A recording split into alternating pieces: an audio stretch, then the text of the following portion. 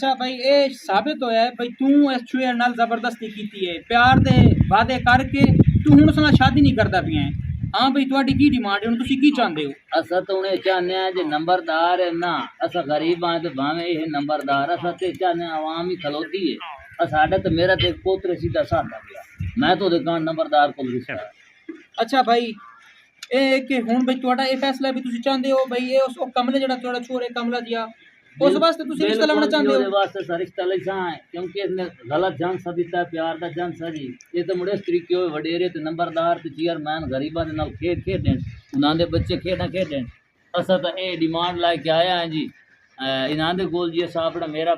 पोतरे सी दसा दजिया ओ दुकान मैं ना रिश्ता ले तू टेंशन ना ला इंदे होसी।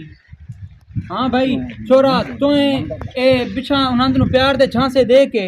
ਤੁਹਾਨੂੰ ਕੀ ਲੱਗਦਾ ਵੀ ਹੁਣ ਤੁਸੀਂ ਮੈਂ ਇਹ ਫੈਸਲਾ ਕਰਿਆ ਸਾਂ ਕਿ ਤੁਸੀਂ ਆਪਦੀ ਭੈਣ ਦਾ ਰਿਸ਼ਤਾ ਇਹਨਾਂ ਨੂੰ ਦੇਵੋ?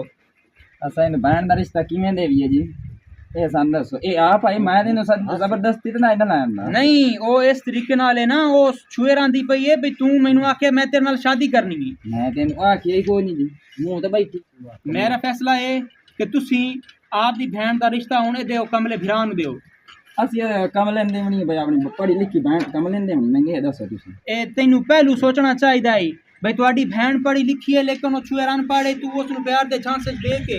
ਅੱਜ ਉਹ ਤਾਂ ਇਹ ਹਾਲ ਕਰ ਦਿੱਤਾ ਵੀ ਉਹ ਹਜੇ ਸ਼ਾਦੀशुदा ਵੀ ਨਹੀਂ ਹੋਈ ਕੁਆਰੀ ਬਣ ਗਈ ਹੈ ਤੇ ਮਾਂ ਬਣੀ ਬੈਠੀ ਹੈ। ਹੁਣ ਮੈਂ ਇਹ ਆ ਨਾ ਵੀ ਤੂੰ ਇਸ ਨਾਲ ਸ਼ਾਦੀ ਕਰ ਤੇ ਆਪਦੀ ਭੈਣ ਦਾ ਰਿਸ਼ਤਾ ਇਹਨਾਂ ਦੇ ਕਮਲੇ ਬਾਲ ਨੂੰ ਦਿਓ। ਅਸਾਂ ਉਹਨੂੰ ਕਿਵੇਂ ਦੇਵੀ ਪੜ੍ਹੀ ਲਿਖੀ ਭੈਣ ਨਾਲ ਤੋੜ ਦੇਗੀ ਐ ਪੁੱਛ ਲੈਨੇ हाँ भाई अवाम सारी खलोते हो क्या मेरा फैसला गलत है? नंबरदार हुण तो आप दी धी दा रिश्ता इन्हां दे पुत्र नु देवना है। ठीक है उदे नहीं उता हुण आपा नंबरदारा दे घर ढुकदे पया तो आपा नंबरदारा दे घर ढुकदे पया हां जी मेरा पोता हां नंबरदारा दे घर ढुकदे पया चेयरमैन साहब ये मेरा पोता नहीं ठीक है जे अगर इन्हां गलत कीता है तो इन्हां दे नाल भी नहीं होसी। मेरा ए पैगाम है भाई जिस तरीके नाल करे सो उस तरीके नाल होसे ए हुण तुहाडे घर ए ढुकसी ठीक है ना ताकि तुहानू इस चीज का अंदाजा रासी भी तुसी भी किसी दी धी बहन नाल गलत नजर नहीं रखनी ठीक है। चलो ठीक है मियां फैसला हो गया। नंबरदार मैं आना जिथे मैं फैसला कर दिता नंबरदार चुप नहीं सकदा हुण देंदे पियो सानू ठीक है देंदे मैं कमल चेयरमैन साहब मैं ते और मेरी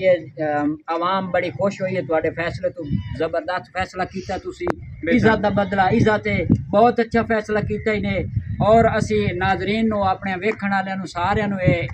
अर्ज करेसा है अगर किसी नाल ज्यादती करे सो ते तुसी वेख सोच ते करे सो कि तुहानू ओदा बदला ही देना पड़े। बिल्कुल क्योंकि तुहाडे घर भी धियां बहना हैं साडा ये सबक है भाई किसी दी धी बहन नु